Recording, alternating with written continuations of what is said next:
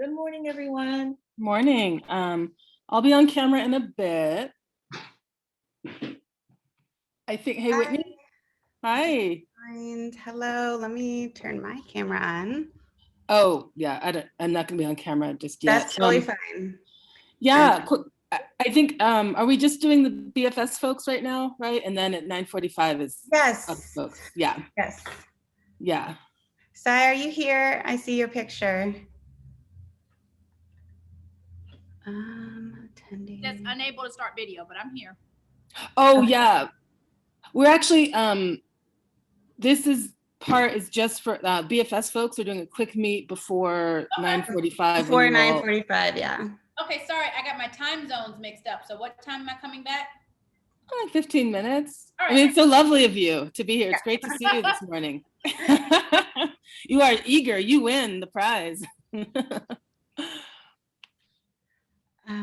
Okay. All right. So, hi, everyone. I hope you're doing well. Yeah. I see the live transcript, so I will put that on when we start. I'll show you what it looks like, though. Okay, so that's on. I want to just practice spotlighting.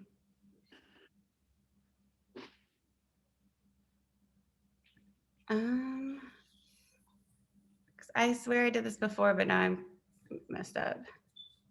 No worries. Do either of you know?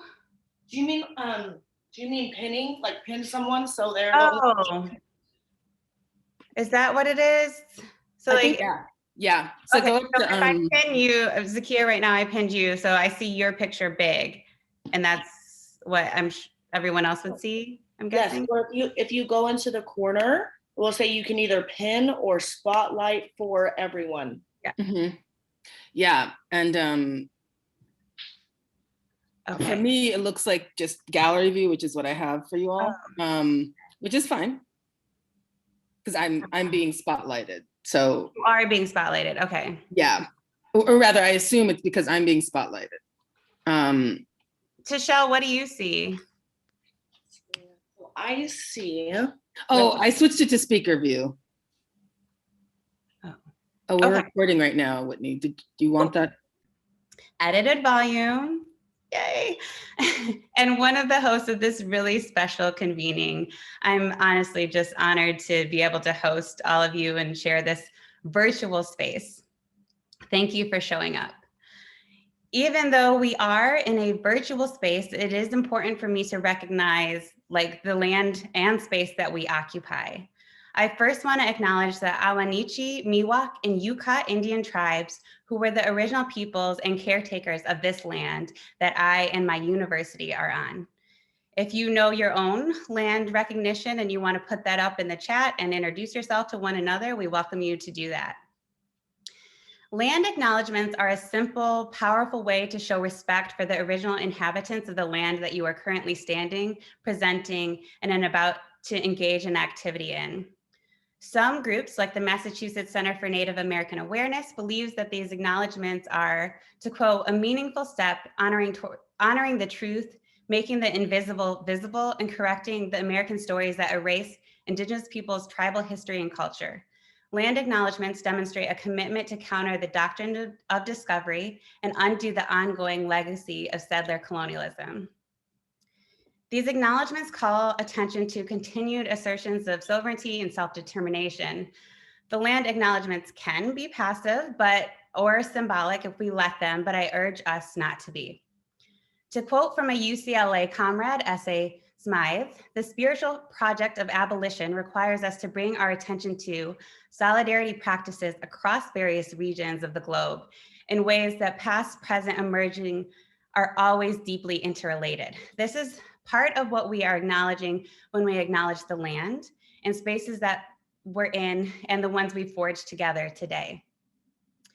So this symposium is being hosted by UC campus and what a coalition of students, faculty, and community members here across Turtle Island in North America are calling #AbolitionMay.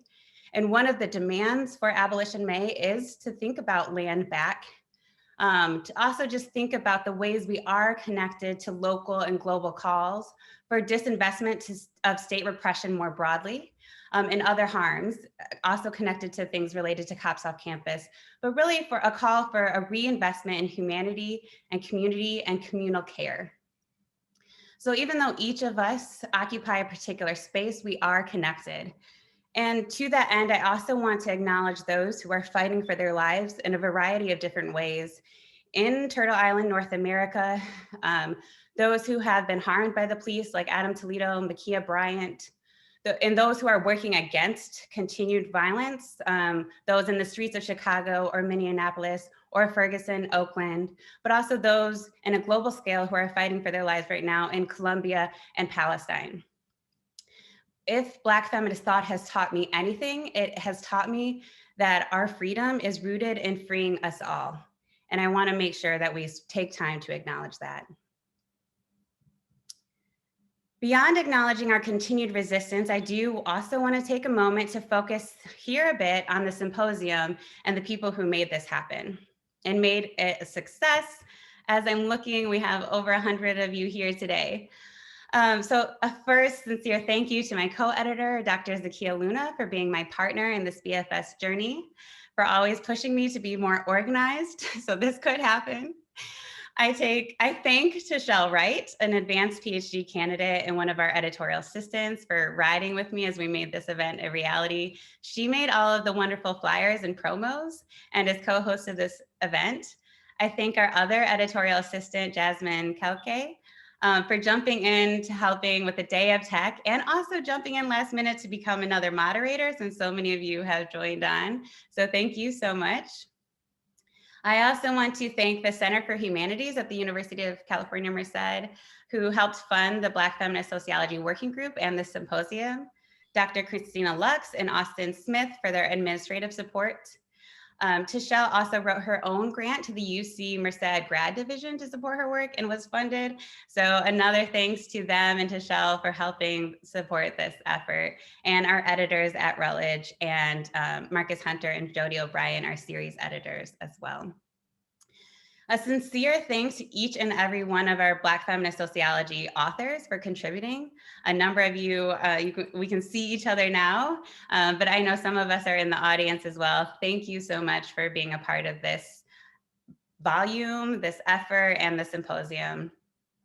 And finally, we dedicated our book to all of the Black feminists of the past, present, and future, and I want to add on to that dedication today. Okay. So I'm going to hand this over to Tichelle, who's going to give a run through of today's events before we hand it over to Dr. Luna, who will talk a little bit more about BFS, and then we'll really get into it with the panelists. Welcome, everyone. It's so exciting to see you all here, and we appreciate all of your support. So today we will be going through, and I'll be quickly going through the agenda and sharing what is to come. So part one of today is the panel. We have several, 8 to be in fact, esteemed guests who will be speaking about their specific chapters. We have Dr. Rose Brewer, Dr. LeConté Dill, and Dr. Cynthia Neal Spence, Dr. Carolette Norwood, Dr. Kenley Brown, Dr. Frieden Orr, and Dr. Saida Grundi. And if I say names wrong, I apologize in advance.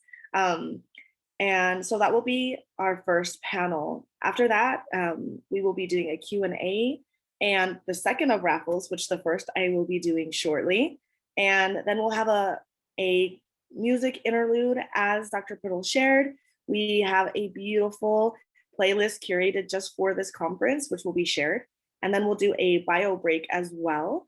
And then part 2, which will start at 11:45 Pacific Standard Time, is the Breakout Rooms, which will also be moderated by some of our phenomenal BFS authors, which include Dr. Brittany Friedman, Dr. Melissa C. Brown, Dr. Lori L. Martin, Dr. Jennifer James, and Dr. Maria Johnson. Each of these rooms will include an author who will help facilitate a set of questions raised from the book itself.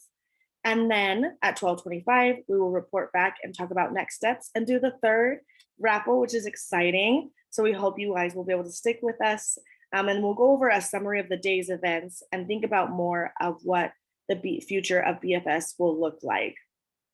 And then lastly, do our farewells and I have time for you all to share links and network as well. With that being said, I have the honor of doing the fun part, love raffles. Is it good to go ahead and do the first one, Dr. Pirtle? Before passing the time to Dr. Luna? We will quickly go to Dr. Luna first. Yes. Sounds great. I am so excited to be here, even though it is virtual, as more and more people keep on streaming into the space. I'm Zakia Luna, a co-editor with Whitney of Black Feminist Sociology.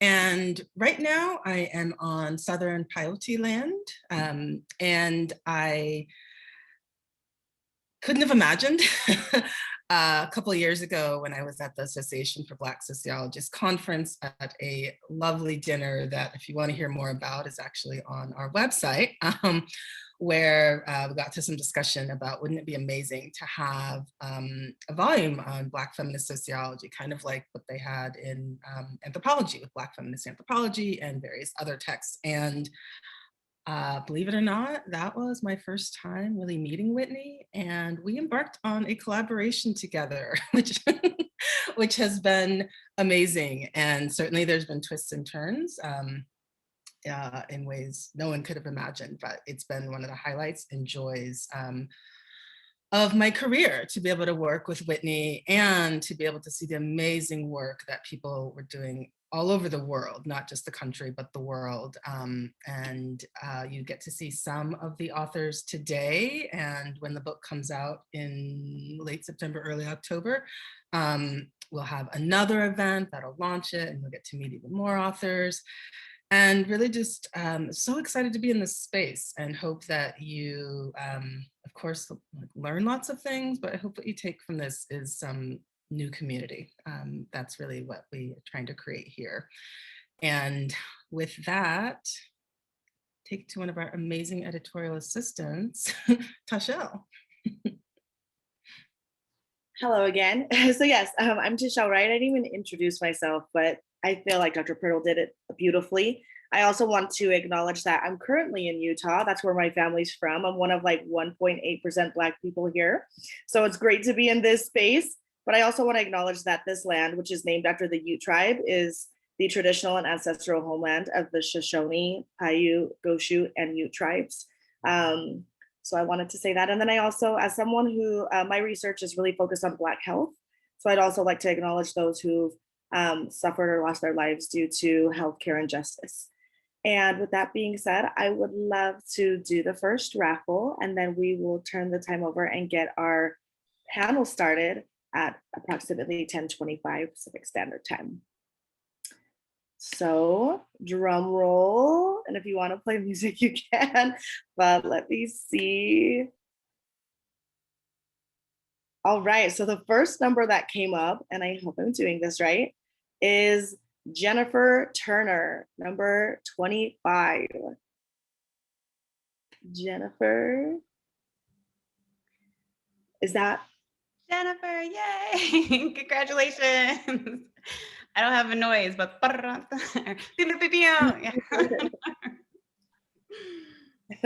Awesome. And we will do one more, right? And the winners get a, if I'm not mistaken, Dr. Pirtle, a copy of the BFS book, correct? Great. So we will be in contact with you and make sure you get that. Okay. And next, this is so fun. This is exciting.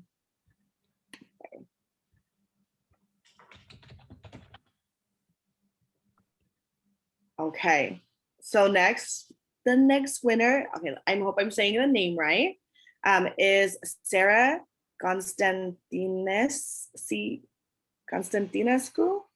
I hope I'm saying the name right. Let me know. And that's number 61. Yay! Okay, awesome. So yes, as Dr. Luna mentioned in the chat, you will get a book and some BFS swag as well. So congratulations for our first two winners, and stay tuned for the next of the raffles. which will be after our amazing panel. Thank you so much. Congrats to our winners, Jennifer and Sarah. I am going to now drop a link for everyone. If I can figure that out. This will take you to our freshly dropped Black Feminist Sociology website. Shout out to Dr. Melissa Brown, who will join us later, who is our website editorial director and also BFS author who put forth this website. The link that I gave you is a symposium, so it has the agenda for today. It also has all participant bios, and so it gives you all the information you might need to follow along. We are moving on to our conversation, our panel conversation with our esteemed guests, and trust me, these folks are esteemed, brilliant, divine, all of the good things. I don't have the opportunity to fully say all of their bios. That's why you have the link here to check them out, follow their work, read them, cite them, invite them to campus, pay them, all of that stuff. But you can read some of their work in our edited volume, and they are here to present on that today. Their presentations will focus on what they have written, but it is situated within our larger project, just thinking about what Black feminist sociology is as the past, present, and future of sociology, and the praxis and perspectives that coincide with that. The presentations do coincide with our structure of the book. So if you go to the Routledge website, you can see our book, pre-order. You also notice that I'm just notated as Whitney on there. My last name will get added eventually, but you can follow along to see the full table of contents and see how many brilliant folks are in this volume. We are so excited. So with that, I will go ahead and introduce our set of panelists.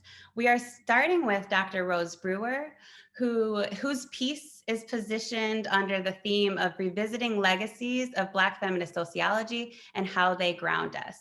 Her piece was titled The Radical Black Feminist Project, Reimagining a Critical Sociology. Thank you. Thank you all for bringing this together today. I am so pleased to be a part of the symposium. I think the best way for me to begin this discussion is with a brief revisit to 20th century sociological discourses on critical sociology and the emerging perspectives of Black feminist sociology. In my chapter, this is the starting point, but I press another argument. I call for a radical Black feminist project that fundamentally shifts the terrain of traditional critical sociology. I noted in my 1989 article, Black Women in Feminist Sociology, The Emerging Perspective, that critical theorists such as Habermas presented an alternative view of sociological knowledge. Also, the Gramscian idea of hegemony brought intellectuals into the processes of domination. These thinkers critiqued scholars who failed to question power, domination, and the status quo, and drew upon the critical Marxist insight that ideas bear an important relationship to interest. Indeed, so long as conflict of interest exists, knowledge will remain affected and distorted.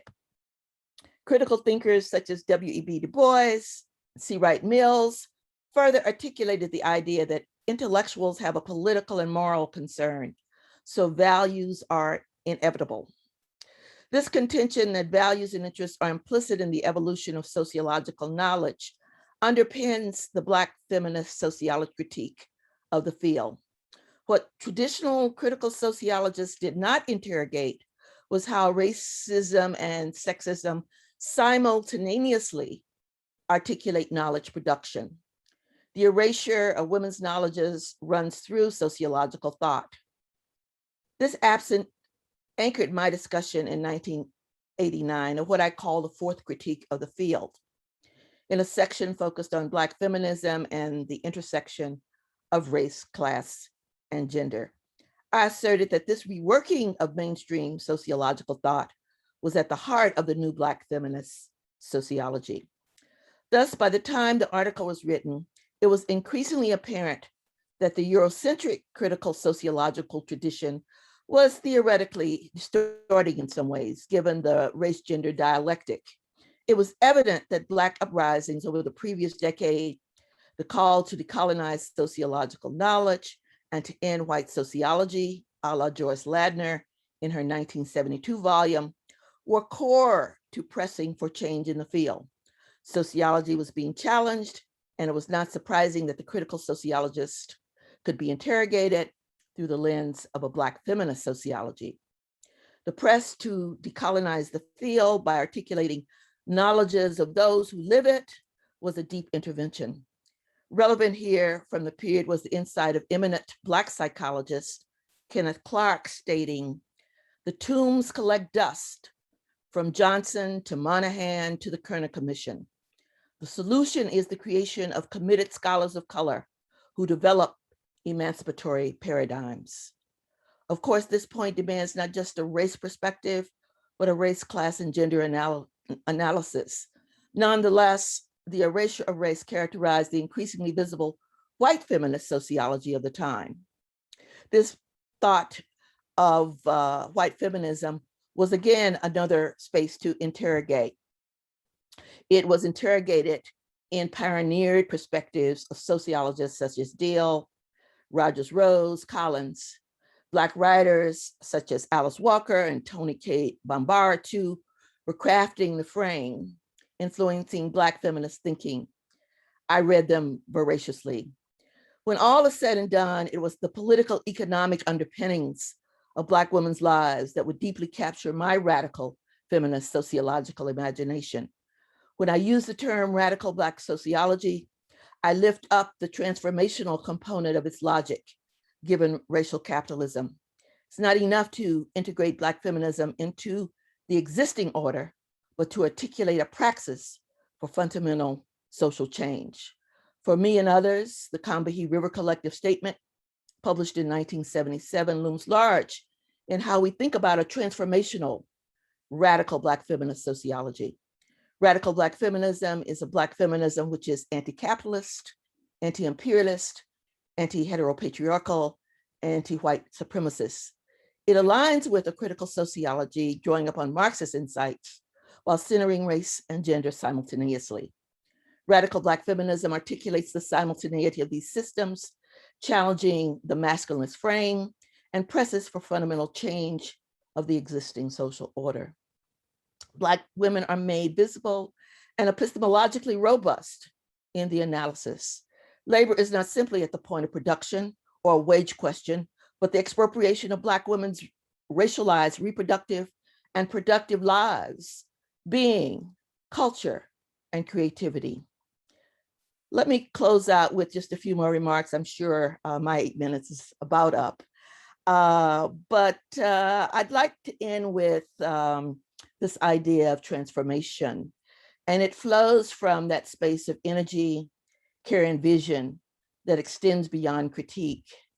Social transformation requires a different political dynamic and sensibility, a different meter, if you will, means a radical reimagining, practice and theory of change, of how we move communally and for ourselves to create another world. It is personal, collective, but fundamentally systemic. It requires clarity and meaning rooted in the fact that we must be clear about this political moment. We must have vision and transform our consciousness. We must be strategic and connected, create that new world. The social transformation is a deep process, a praxis. That is, change does not happen linearly in the same degree or with the same tempo. Radical Black feminists, from Claudia Jones to the Black lesbian feminist of the Combahee River Collective, to the radical Black queer feminist of the 21st century, articulate this. Radical Black feminism locates the imperative of the dispossessed at the center of the analysis, and the world's people in deep relationality coming together for fundamental social change. This struggle must be at the core of our theory and practice. This is at the heart of the Radical Black Feminism Project. Thank you very much. Thank you. That was wonderful. And I don't know if you were able to see in the chat, but you have some of your former students saying hello and other folks agreeing how foundational your work has been. So we are just honored to have you share with us and be a part of the volume. Really because you have like helped us focus in. So we appreciate that. If any of you do have questions for the panelists, we will do that at the end, but use the Q&A feature. We will save all of those questions and pose them to the full panel. Okay. Our next set of speakers, this is a duo, which I think is really exciting, given the purpose of their work and sort of the theme in which they are talking and presenting about. So we have a section in our book called Black Feminist Sociological Communities and How They Speak to Us. These speakers are coming from Spelman, rooted in Spelman, although they're coming from different places, who wrote on learning, teaching, remembering, and enacting Black feminist sociology at a Black women's college, a love letter to one another. We have Dr. LeConté Dill and Dr. Cynthia Neal Spence with us today. Thank you. I want to start by just giving thanks to Dr. Purtle and Dr. Luna. Over the past 3 years, I've had several pieces that I've been blessed to have lovingly edited by Black women. And as the kids of the day say, it hits different to have Black feminist editors, right? It hits different to have Black feminist editors who are not anonymous. It hits different to have editors that are not behind a portal. And particularly Dr. Purtle and Luna wielding the Black feminist ethos of care, affirming our writing, but also holding us accountable and giving us loving nudges for deadlines and other responsibilities. As Dr. Purtle mentioned, I will be co-presenting with Dr. Spence, who was my professor many moons ago, but we also wrote this with several other co-authors, and some of them are in the Zoom space and others are with us in spirit, definitely with us in the page. So I just want to quickly shout out, soon to be any minute now, Dr. Mercedes Dunn, Dr. Mona Taylor Phillips, who was also my professor, and is Dr. Spence's colleague, and Nazali Scales. We all have a relationship with each other and with the Department of Sociology and Anthropology at Spelman that spans over 45 years. And our chapter is written in a direct scholarly lineage. This is not entire history of the Sociology and Anthropology department. This is not even an ethnography of the department, but this is a story or several stories. We thought it was important and critical in this volume to name the importance of the Sociology and Anthropology department at Spelman, a historically Black college and a women's college.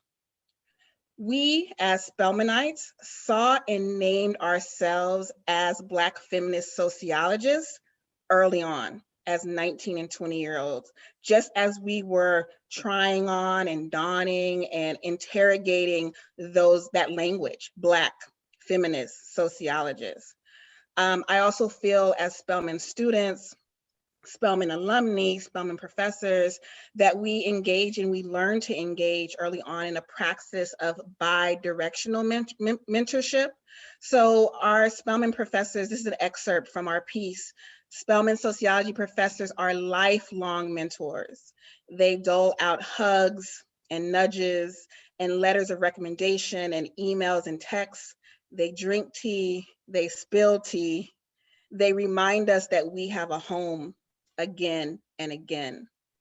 But also they elevate us as students, as mentees, as co-learners and co-leaders. And so although Dr. Spence and Dr. Phillips were our professors, Mercedes and Zali and I, they often let us lead in the writing of this chapter, in the planning for this symposium, in the revisions, and really activated that bidirectional mentorship. And so I'm just going to frame our piece. Our chapter is actually written as poems and as letters. I identify as a poet, as an artist scholar, and was really encouraged to don multiple identities in spelling, particularly in Dr. Phillips' class. She told me to bring my art, bring my poetry alongside contemporary social theory. And so we wrote letter poems to each other, to our families, our roots, to our Spelman professors, our peers at Spelman, also our disciplinary ancestors, and to future Black sociologists. So before I hand it over to Dr. Spence, I'm just gonna share a bit of a poem. We be tribe, we be cracked open in Giles Hall, radiating our radical sociological imagination for Spelmanites years to come. Dr. Spence? Thank you, LeConté, and also thank you to the conveners of this amazing gathering. I'm just really honored to be here with you. And today I decided that I would, in fact, speak to you with the background of Spelman College, other than, rather than my very messy home office. But I wanted to do that because this notion of place. Spelman College is the only institution in the country that was built for the education of Black women. It is the only place. And that means a lot to those of us who inhabit these grounds, who walk these grounds every day, who entered the grounds. As LeConté indicated, this is a intergenerational kind of reflection piece that's included in this volume. I entered the grounds of Spelman College in 1974. And I'm still there. I'm still at Spelman College, left for grad school, but came back. But when I entered, I was in fact mentored by a department, as LeConté says, in Giles Hall, this place. And, sociologists talk about the significance of place and place making and how people and communities kind of build places or construct the narratives and the experiences of places. And so Giles Hall, the third floor in particular, has always been an important place for the nurturance and the guidance of Black women. Black women who weren't quite sure, young Black women, not quite sure what I want to do or what I can do with a sociology degree. And it was our task to help them find themselves. And to use their sociological imaginations as a guide for beginning to see themselves not just as kind of producers of work, but producers of knowledge. We certainly engage them with the classic theorists of the discipline, but we also help them to integrate these classic texts, where they're reading Mills or they're reading Goffman or they're reading other certain Parks and others, the classic thinkers in sociology. We were introducing them to the ways in which Black women told the same stories or how Black women scholars could be in conversation with them. And so even from my experience as a student, certainly we weren't even talking a lot about Black feminist thought at that time. This is in the mid 70s. And I had the opportunity to be taught by a white, very liberal, hip hugger wearing woman, which many of you all might not even know what hip huggers are about, but Dr. Diana Danner, who entered the classroom with excitement. She saw us young women in that classroom, and she knew that, first of all, that we had the ability to think about ourselves within a sociological frame, to think about ourselves not just as numbers, as she taught us statistics, but she actually taught us about what did those numbers mean and how do we contribute to the stories and narratives that come from the study of statistics. I was able to be taught by a woman by the name of Ann Washington, who probably wasn't considering herself a Black feminist either, or wasn't even talking about, as we talk about Black Lives Matter now, but in a classroom of criminology, she talked to us about the importance of understanding discrepancies in the justice system and the ways in which Black lives were in fact being disadvantaged. She had this huge afro. She was very very young, and she saw herself as connected to the students in that classroom. So when she introduced Foucault's Panopticon, she talked about surveillance of Black communities. But again, this was not necessarily the trend during the 70s. And so as we entered these spaces and as we interact with each other, you know, we engage with scholars who are lesser known. I remember Dr. Claudia Jones, who was in fact a Du Bois scholar, but you may not know her name, but it was important enough for her to make certain her students knew Du Bois in the way that she knew Du Bois. And so as we sat in these classrooms and learned from these wonderful, wonderful professors who were invested in teaching Spelman College women, I was not only in taking the knowledge that they were producing, but I was also forming my own teaching, my own pedagogical practices. And so certainly as we encountered students like LeConté and Nzali and Mercedes and Saida, you know, we believed in these students because we came through a program where individuals believed in us and they forced us to stretch. And they also helped us to understand that even though we were existing within what many would say a very conservative Black, historically Black school environment, that it was okay to use your sociological lens to critique it. And so I remember Saida critiquing Morehouse College, our brother institution, where she looked at issues of hegemonic masculinity, and it was okay for her to do that. Or Mercedes Dunn talking about wellness discourse, and what does that mean for me as a Black woman? How do I engage wellness discourse? Or LeConté talking about public health. And so how was she able to ask the questions in the public health field, but those questions that would in fact reflect who she is as an individual?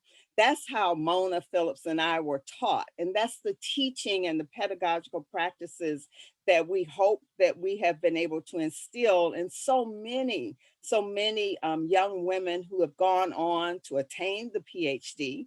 And they have in fact called Spelman College their home.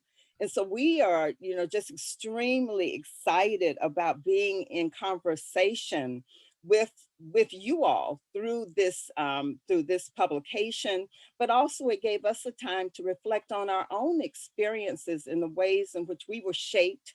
We believe as young intellectuals, how we've been shaped as teachers, how we've been shaped as activists, as scholar activists.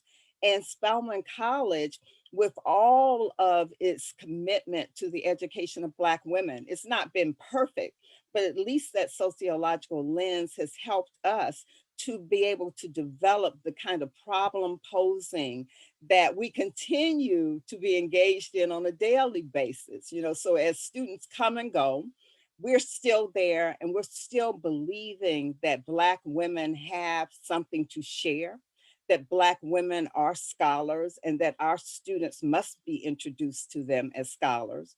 We believe in a certain level of rigor, which at the time, many times students may not appreciate. But we believe the Black feminist practice is in fact a rigorous trade, that it is a rigorous activity that all of our students must be engaged in, and that they must be contributors to it. So as we think about this kind of intergenerational lineage at this place called Spelman College, a place that was built for Black women, we approach it with a great deal of passion and commitment to building the next generation. So I thank you, and I thank our co-authors, Dr. Mona Taylor Phillips, who I believe is here, Mercedes Dunn, and Zali Scales, who are all making their mark in the world. And we cherish the idea of saying that we had the opportunity to teach a Dr. LeConté Dill. We had the opportunity to teach these individuals as they move forward. Wow. I hope I didn't go too long. I'm sorry. I mean, honestly, we could listen to you all day, but thank you so much for being here. And I think, as Zakiya mentioned in the chat, we loved how this chapter came together, and it really embodies like the community and communities of care, and how there are Black feminist sociologists across disciplines, right? Because the work shows up in different ways. And I think the emphasis on space is actually a really wonderful transition. The next speaker we have is Dr. Carolette Norwood, and she's writing and speaking on the politics of space at the intersection of race, class, gender, and sexuality. Her piece is in the part of our book that we sub-themed Black Feminist Sociological Epistemologies and how they speak to us. So thank you again for the folks who just spoke, and I would love to bring in our next speaker.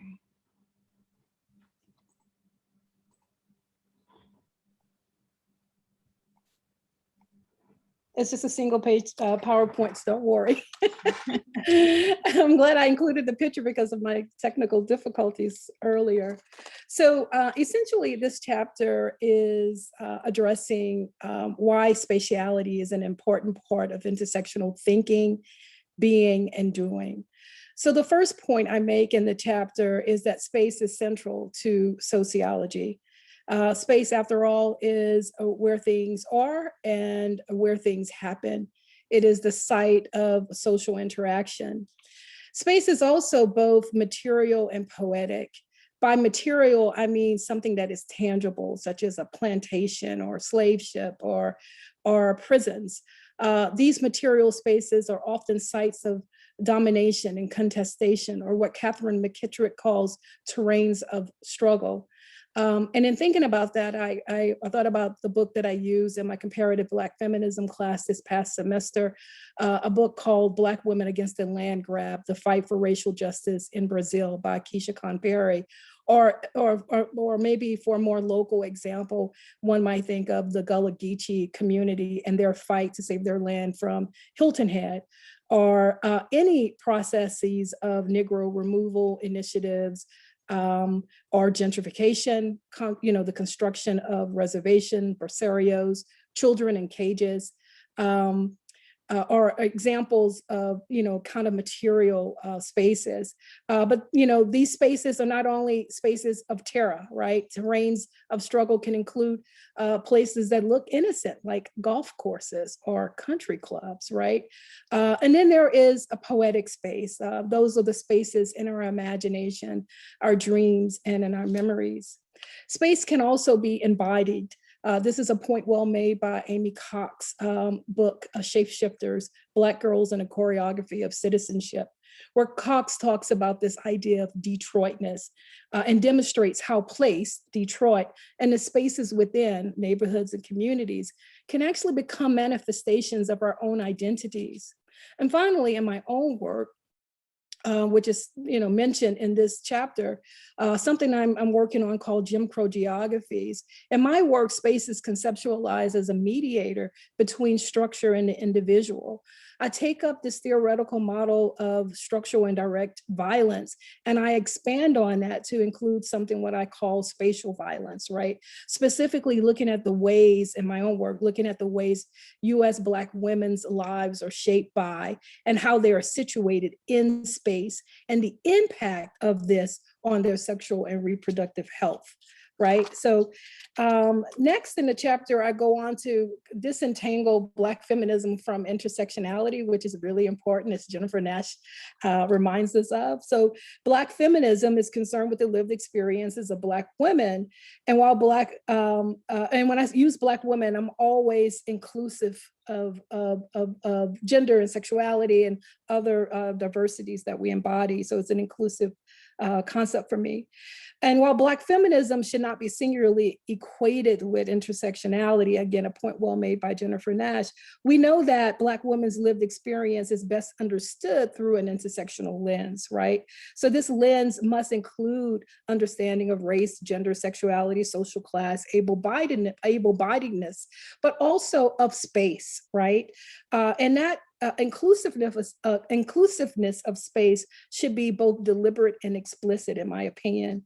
After all, intersectional theory is inherently spatial, as noted in Charlene Mollet's and Caroline Fierra's 2018 publication entitled The Spatialities of Intersectional Thinking, Fashioning Feminist Geography's Futures, as well as Keisha Decree's Black Feminist Spatial Imagination and the Intersectional Environmental Justice, that both of those were published in 2018. So given its intersectionality's concern with power and identity, it is important to be mindful that power and identity are connected to space and place. Where we live shapes who we are, our access to resources, power, and ultimately it shapes our life quality and life chances. So as, for example, if I were a pregnant person living in Cincinnati, it's important to understand the infant mortality problem of Cincinnati. Ohio has the second highest Black infant mortality rate in the country. And within Ohio, Cincinnati is at the top of that, right? So if I'm a pregnant Black person living in Cincinnati, what does that mean being in this place and space? Right? So George Lipset famously writes that the lived experiences of race has a spatial dimension and the lived experience of space has a racial dimension. So for example, race dictates where you live, the spaces and the spaces within, right? And so that historically has been based on things like zoning policy, bank lending practices, transit systems, etc. These practices dictate not only a racial demography of space and place where people live, work, play, travel, etc., but it also predicts citizenship, right? Belongingness. So I was thinking about that when Dr. Spence started off earlier talking about Spelman as a place built for Black women, right? But so citizenship, who belongs, who doesn't? Who doesn't? The essence of this is also taken up by Pat Hill Collins' concept of politic of containment, which she talks about in Fighting Words. This refers to citizenship and belongingness. It also talks about mobility, how people move within and across space, and how space can be deliberately racialized, as in the ways that Lipset discusses, but space can also be gendered and sexualized. These spaces produce geographies, ultimately of privilege and of opportunity. Finally, in the chapter, I call on readers to avoid ubiquity and homogenizing Black lived experiences across space. This is super important. And this is something Black feminists do all the time. We're constantly reminding folks, we ain't a monolith.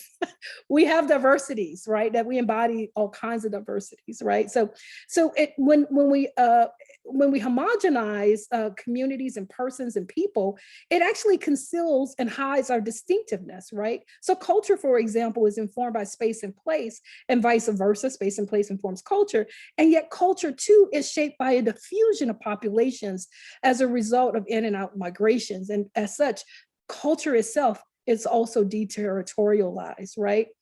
So in the end, I acknowledge that it's important to look at patterns. I do that looking at HIV and IMR, for example, in Cincinnati, but it's also important to go in deeper, right? To look for the particularities and the nuances of locality and the ways, again, that shapes our lived experiences, but also how individuals can shape locality. Thank you.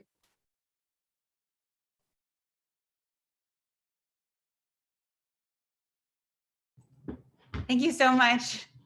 That was wonderful. And yeah, we loved reading your chapter, and I think everyone in the chat will too. I saw people were saying they were taking notes and trying to find citations, but when you order the book, you definitely will get some of that. I think theorizing about space is so important. I appreciate all of those comments that you shared. Okay, so now we are moving to our next panelist, and this is Dr. Kenley Brown. We are so excited to feature this piece and the work. This is one of those chapters that really actually moved me. I mean, many moved me in different ways, but the writing is just simply beautiful.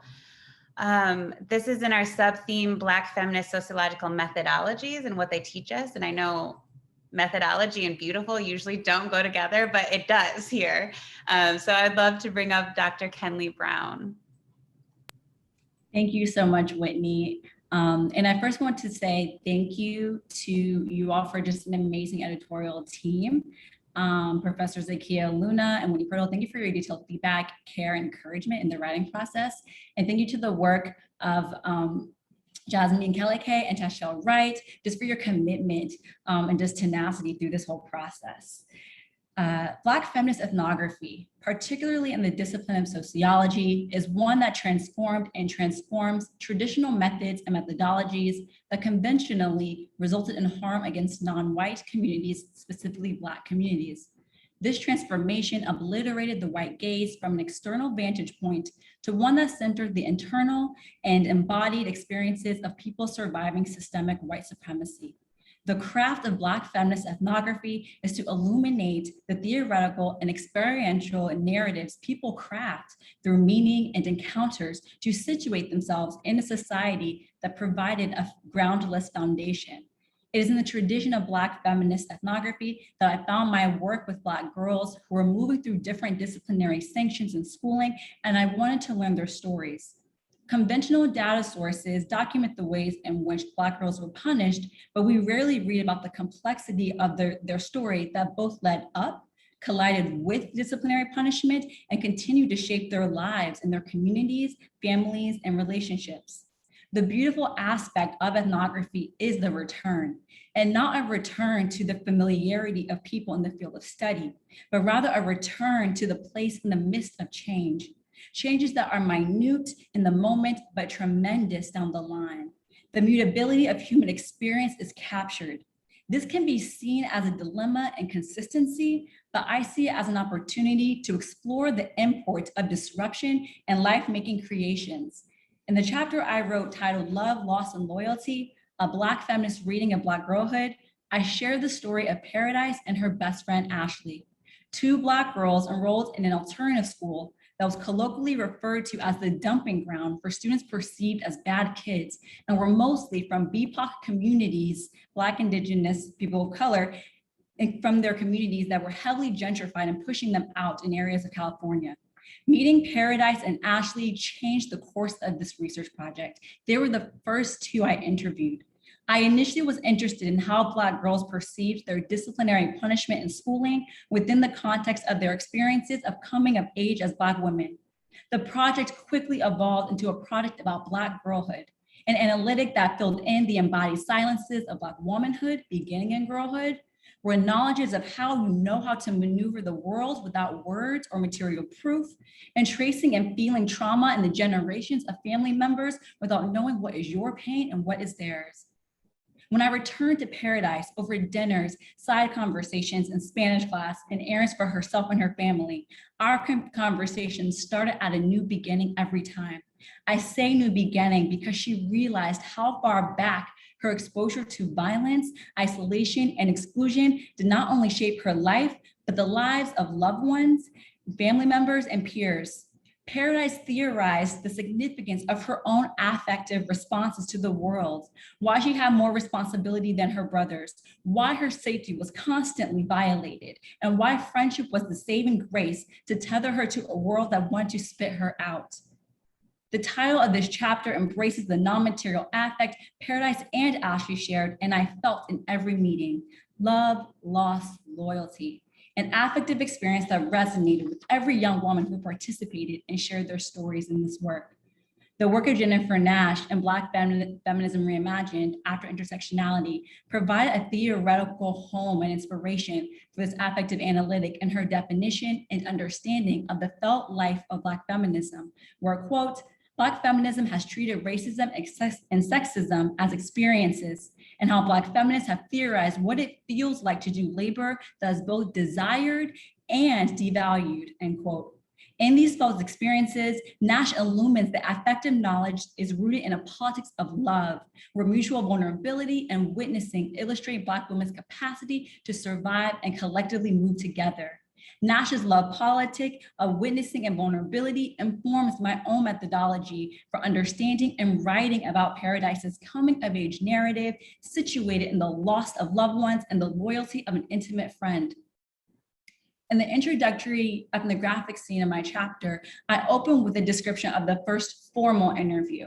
I include scare quotes around formal because I have spent time chatting and getting to know them by tutoring them in Spanish and history for 6 months. I rarely interviewed anyone in the field before 3 months of knowing them prior.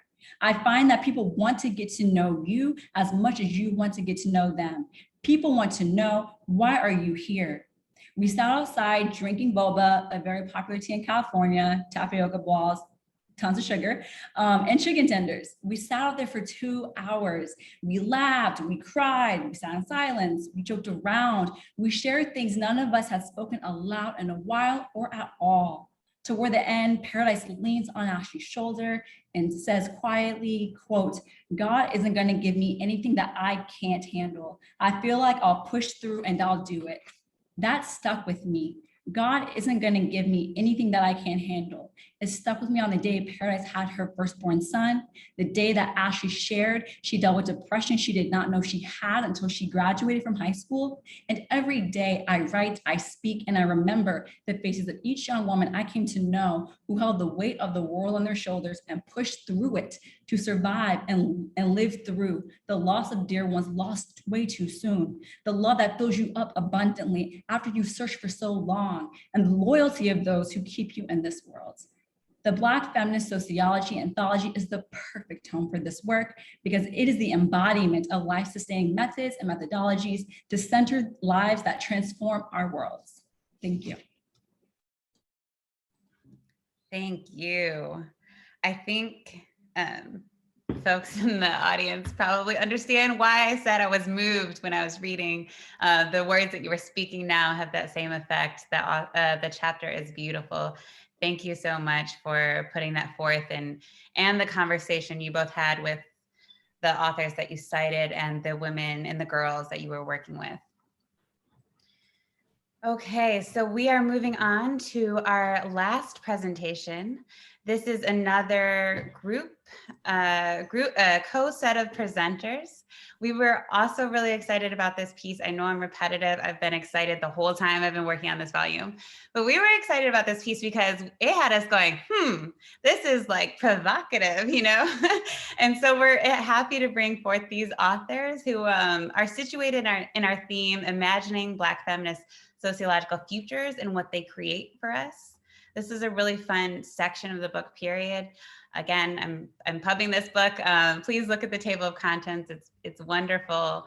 And this piece in particular is called Allyship in the Time of Death, Black Feminism, Black Male Aggrievement, and the Neoliberal Academy. So we have Dr. Frieden Blum-Orr and Dr. Saida Grundy.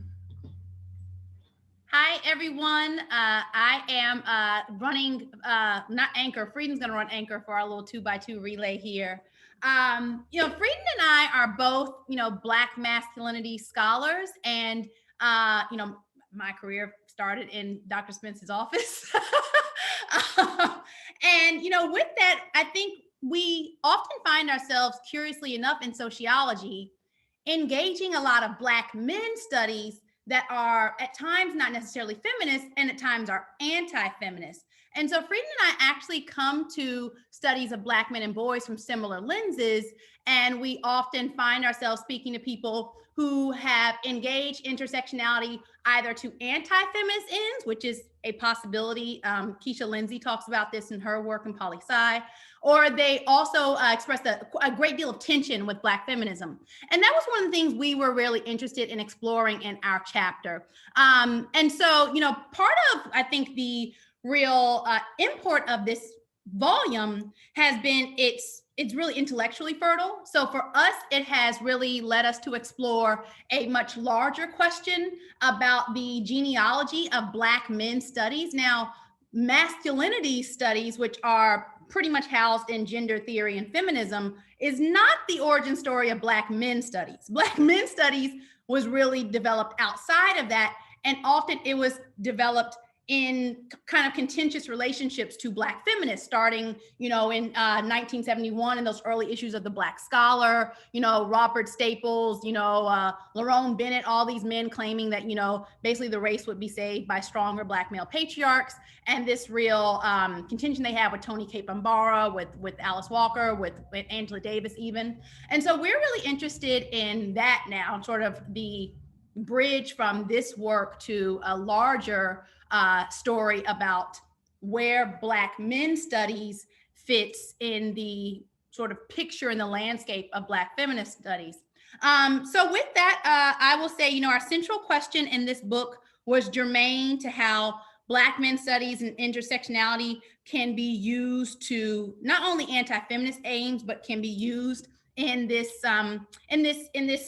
discord with Black feminism. And for us, really Black men studies belongs within Black feminism. If you're going to do it critically, it has to belong within Black feminism.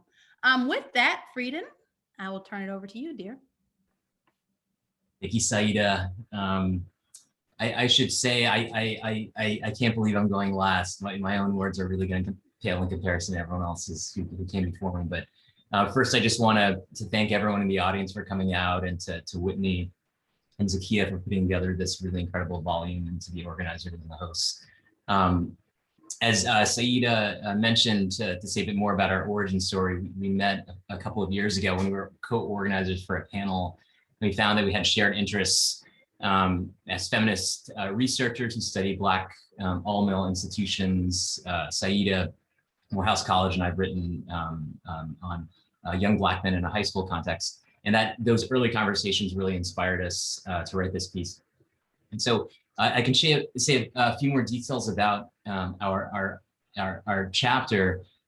So we begin by laying out this terrain where intersectionality has become popular on college campuses, but as it's entered the public discourse, it's also become the object of scorn among conservatives. And as Black feminism has been variously described as thriving, as dying, and on the defensive, we've been really concerned with this new current of work on Black men and masculinity that's critical of intersectionality in particular, and Black feminism in general. And the proponents of this Black male studies and what we call the new Black masculinity starts off with these good intentions, right? So it sets out to explain how Black men have been positioned historically in a racist and patriarchal society, but then makes a number of allegations that Saida and I wish to challenge. And these are unfounded claims that are critiques of a field, Black feminism, but we see as much more problematically also personal critiques against Black feminists and Black women in particular. And so the field claims, for example, that Black feminist scholars have profited off careers built on caricatures of Black men, and that while intersectionality claims in theory to account for Black men, the framework only asserts Black men as aggressors and aspiring patriarchs, and can't account for Black men as victims of gendered racism. And last, this field claims problematically that Black men are silenced out of fear that speaking out against Black feminism will mean professional alienation.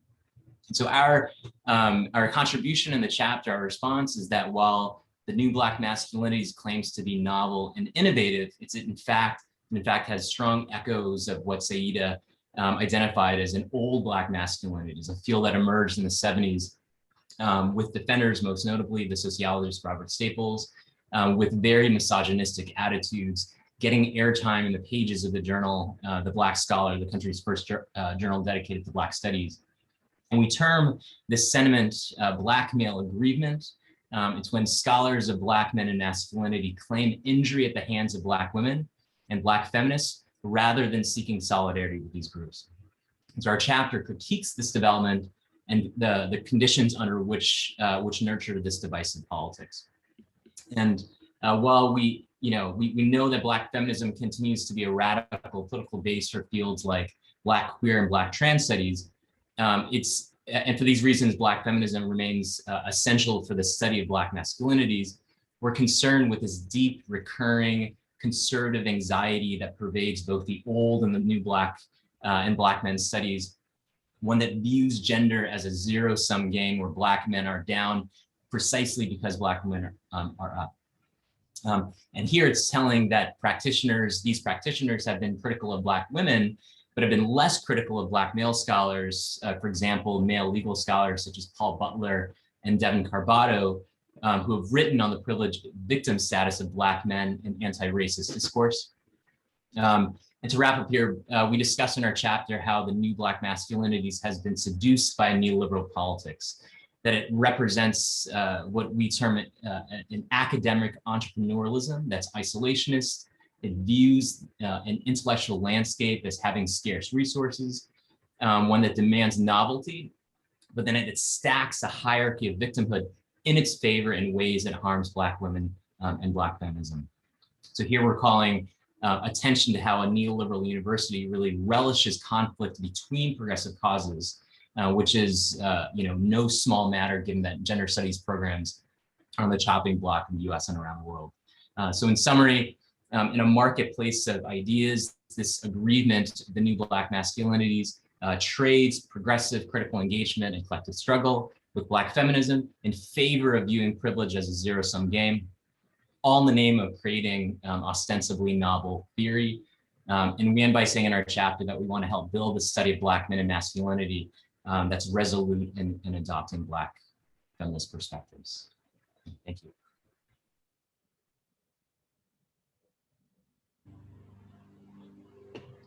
Thank you so much. I think this intervention is necessary, and I'm excited to see how it can take off. Thank you. Maybe we can do a collective round of applause for all of our wonderful panelists today. Honestly, thank you so much. We are moving now, my timer. We are moving now into our Q&A. So I'm going to hand it over to Shell. Hey everyone, that was wonderful. So yes, collective applause. Can everyone hear me? Okay, great. So I am going to ask the first question, and I chose a question that was asked by an anonymous attendee in the Q&A box. One, because I think it really encompasses all the work that you all have done, and I think it will be a great question. And it relates to what I'm doing too. So I'm super excited to hear what your all thoughts are. So first, I say hello. I hope it is okay for me to ask a question related to intersectionality, and apologies if this is too long. Some scholarship I have read has expressed concerns with the institutionalization of intersectionality in academia and research. On the one hand, it is great that intersectionality has become a common part of scholarly analysis and research. On the other hand, there is concern that the mainstreaming and institutionalization of intersectionality strips it of its connections to social justice and risks making it just another tool to check off a scholar/researcher's list without meaningfully engaging with the radical roots. I am wondering if the panelists have insights related to this. Let me. Go ahead, Dr. Brewer. I was just going to quickly respond, since one of the authors in this wonderful volume, pioneer in this field, Patricia Hill Collins, I would recommend reading her more recent book, where she very much addresses these issues and moves toward what she calls a critical intersectionality. Obviously we live in a market-driven society, and very much resonating with the last presentation on the neoliberal university. To make a long story short, it's being very deeply addressed in the Intersectionality book that you should get by Patricia Hill Collins, as well as understanding the neoliberal academy and how all of this becomes cachet for careerism. And I would use that as my entry or my portal for thinking about and responding to that particular question.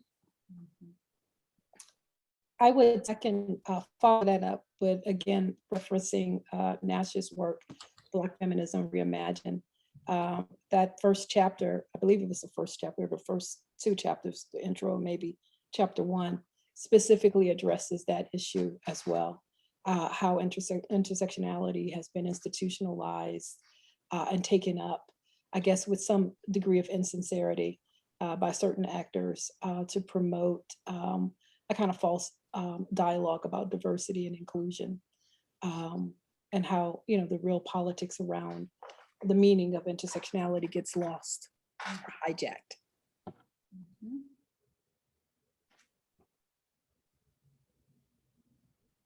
Yeah, I think with, Frieden and I spent a lot of time talking about this. We were highly influenced by Jennifer Nash and some other scholars who really, really, problematized the way that, intersectionality is not only watered down, but, one of the things that Frieden and I talked about is this growing disdain for it. And I think that, while it's easy to talk about that in the public sphere, it's like, oh, conservatives, it's like the most hated word of the year. I think it was one of these polls put out, right?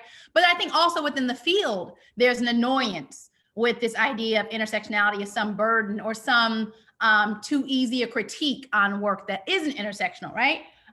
This is all, I think very interesting for me because, when I think of Du Bois, I think of like the original intersectional scholar, right? I think of someone who saw sociology as intrinsically lying at the intersections. In fact, that it was only bad sociology that could not address the intersections of, of demography, of experience, of lenses, of futures, et cetera. And so, I think it's very interesting that this field, sociology, sort of expressly is built upon an intellectual terrain to map those intersections. And yet, we have a very, white male dominated field that has seen that as somehow, some soup of the day that's being served up and that, they're waiting for this trend to pass in the field. I think the field is built upon it. I mean, when you look at, Du Bois's original work, when you read the appendices of talking about Black women domestics, right, in Philadelphia Negro, it is built upon this.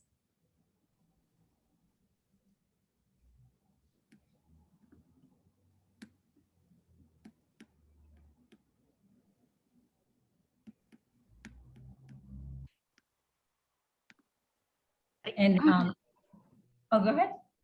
Oh, hi, Destiny. Sorry. No, please answer it.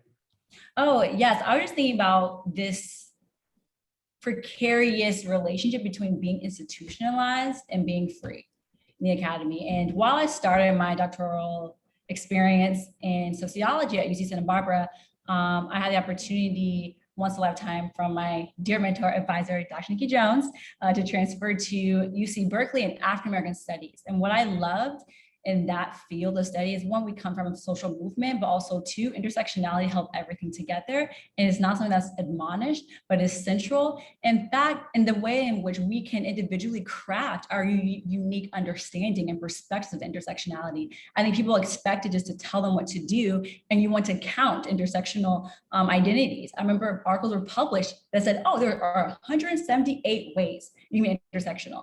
That's not, you can't quantify intersectionality. And so my hope is that while things are institutionalized in the sense that it can change, it is mutable, it is transforming consistently, it can do amazing things, but it's when we just expect it to be static and unchanging is when it creates a lot of violence and harm in our conversations and our research, and why ultimately students and ourselves can feel disempowered. I love that. Dr. Grundy, did you want to add on? Yeah, I mean, it just reminded me of, I love this love fest we're having for sociology and anthropology at Spelman College, because it is the place that birthed me. And it just reminded me of the genealogy that we have as scholars to our students, because I actually did not know that there was a way to do sociology that wasn't intersectional, because, and we didn't even need a word for it. To us, it was the science, because everything we read, everything we studied methodologically, empirically, and otherwise came from that scope. This is absurd to say. When I went to grad school, I did not know Black women were marginalized in the field. I thought the field was dominated by Black women, because it was everything I knew about sociology had accounted for Black feminism. And so there's a way in which the field is perturbed by intersectionality because it feels like it's being forced upon it. But that's only because we teach the field as though there's a way to do it without intersectionality. And I think that's the power in our pedagogy, that's the power in our graduate training, is to center it in a way that sociology is unrecognizable if it's not intersectional. I think that's a really great segue to one of the questions that came in that really has to do with the relationship between Black feminism and sociology. So the question reads, and this is from Alexander Holt. It reads, considering the histories of epistemological, intellectual, political, physical, and even spiritual resistance that is foundational to the Black feminist project, how would you all respond to the idea that the discipline of sociology, through virtue of the discipline's seeming foundation and continued engagement with normativity, is an irredeemable, closed-minded intellectual project? How would you all respond to the perspective that Black feminist and or radical Black feminist configurations transgress and transcend disciplinarity?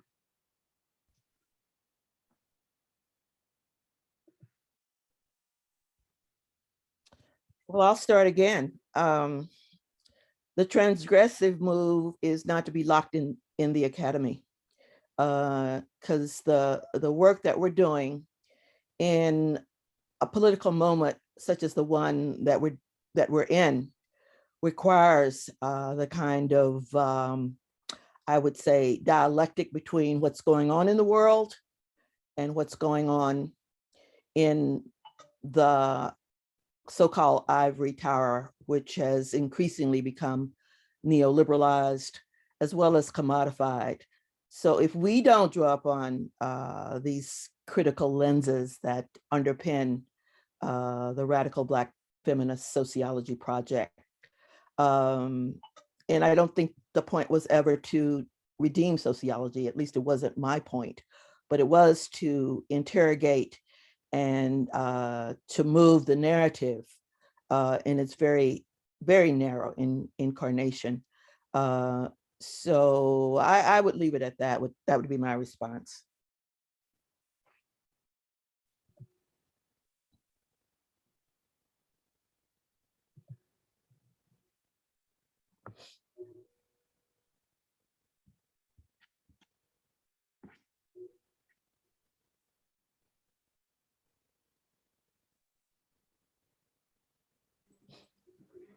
Does anyone else want to add to that?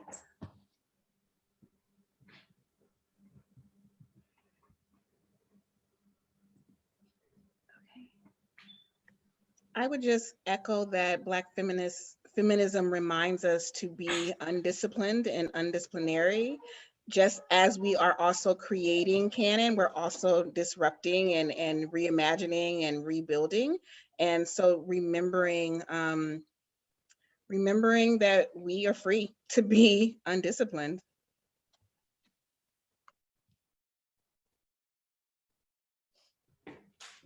Yeah, thank you so much. We are ending at 11:30 PST, which is soon, and we have a raffle before we close, but I do think we might have time for one more question with maybe one more response. And this question stems to what you were just saying, Dr. Dill, but in thinking about what sort of radical practice is yet to be incorporated by Black feminist sociologists in and outside of academia. This is also a type of question we have for our breakout session, but thinking even beyond our academic spaces. Are there any thoughts on that?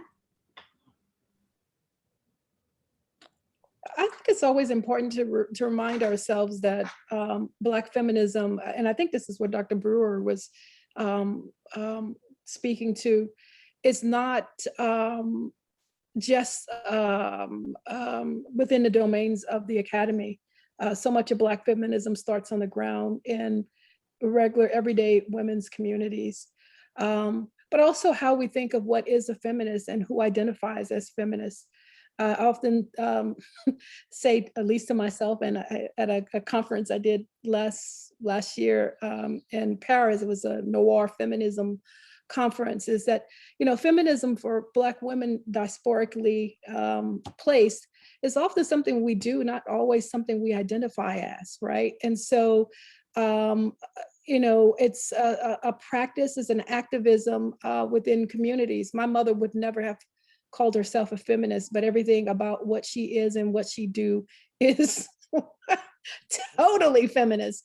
And so I think, pushing the boundaries of what we think feminism is and who identifies as feminism and where feminism occurs is also important to take into account. So yeah, the activism has always, probably preceded the theorizing around it, right? So, you know, definitely not to try to put those things in competition, but, you know, it's definitely something grounded. And that's important to keep in the forefronts of our mind. Yeah, when I think of, you know, Black feminist futures, I mean, maybe because I'm a closeted historian, but I always think of Black feminist histories. And you know, the longer you study these arc of movements, the more I see feminism as, you know, it's obviously it's tied to the liberation of Black women, but it also is the only radical possibility for Black politics, right? So when you see, I mean, maybe because I study, you know, Black men, and I see these multiple iterations where Black men try to take us to these neoliberal capitalist seats at the table. And it's always Black women, because they are so tied to labor, because they are so tied to the margins, that's always pulling us back to a radical and more leftist side of these movements where, you know, sort of, you know, Black capitalism would rather just, you know, take us to crumbs from a table. So I think about that as the import of Black feminist scholar activism, you know, that term we were taught at Spelman, the scholar activist, that it is always about taking work that works on Black politics to move it towards a more radical possibility.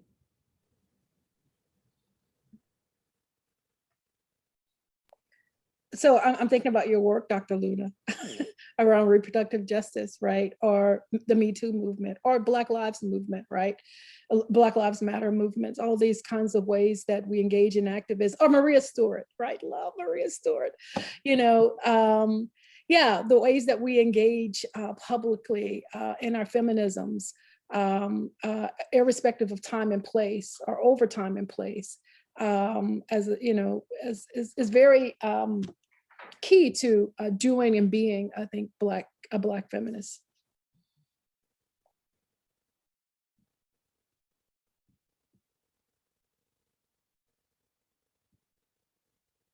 Thank you for that, Dr. Norwood. I love to be in the same sentence as Maria Stewart. No pressure. So we're actually going to move on to the next section. And one thing we want to encourage folks to do is to still put your questions in the Q&A section. And what we are aiming to do is, in the coming months, work with some of our authors and folks who are involved with the BFS team, and do some brief answers, whether written or video, to some of these provocative questions. And just based on how the volume has come together, I'm sure that folks also have some different answers. So that way you will get some of the dynamic aspect that we got to see as the co-editors pulling together all of this work.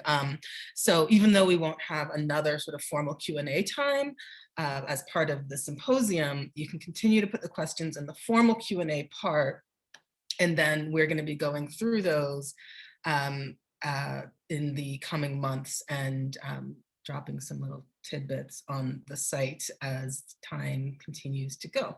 And I also want to acknowledge someone in the chat who just put in Nikki Jones. Nikki Jones, Professor Jones at Berkeley, and Professor Joyce Bell at Chicago. We thank them quite a bit in our acknowledgments, because they volunteered their time, and I say volunteered their time, to help us as co-editors who were taking on a very new venture called co-editing a book, and help us sort of further winnow down. We had got over 80 submissions, and we had done an initial round, and then they helped us sort of look at these things as a whole and think about gaps and see additional areas. So I just want to acknowledge Dr. Jones and Dr. Bell for that. And I believe we're going to move to another raffle, right? That's Tashel. Yes. Before the bio break, yeah. Drum roll. Yes, I want to end right on time. So I pulled the next 2 names for the BFS book and some swag. So number 28 is Shantae Allen. I hope I said your name right there. Monte. Is she here? Yeah. Yay. Yeah. Okay. So yay, winner number 3. So we'll make sure to connect with you and get you that. And then number 4 is Celeste Currington. Sounds like you know them all, but yes. So these are our lucky winners, and we will do one more raffle. So stay tuned for the next part 2. Yes, a sincere gratitude for all of you being here, for sharing your wisdom and your voices and your hearts with us. I saw in the chat that Maricela said that her heart needed this, and that's how I felt about today. But as we wrote in the book, like, this was a project that we needed. We wanted it, but we needed it in so many important ways. It has fed my soul. And I'm just honored to be a part of this journey with all of you. Thank you to the panelists, to all of our editors, all of our authors, all of our supporters, the Black Feminist Academy, all of that. We are closing this webinar for now. As you saw when you registered, part 2 is where we can really talk with one another. That is coming up. We are using breakout rooms for that, so you should have received a separate Zoom link. This will, we will log on in 15 minutes. And so do get, stretch your arms, go to the bathroom, do what you need to do, and come back on our other Zoom link, and we will talk more. If you have questions, send us an email. And we have posed a chat for you all on Twitter. What has inspired you so far? Please join our Black Feminist Sociology growing movement. Check out our website, get on our listserv. We will be doing interactive things on our blog, maybe answering some of these questions on the website. So please stay tuned. Continue to ride with us. We appreciate it so much. And I hope to see many of you shortly. So I'm going to play another song as we get out of here.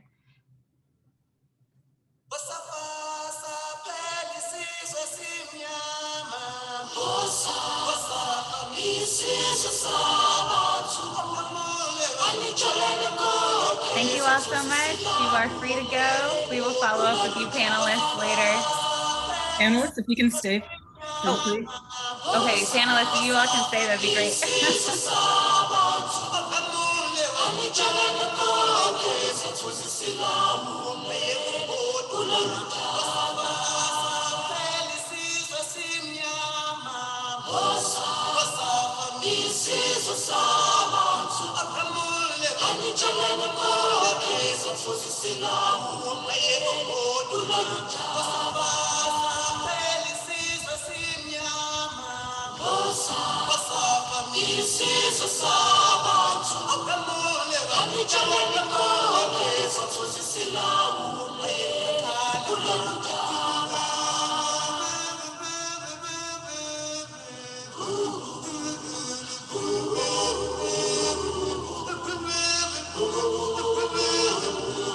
I am trying to close out the panelists.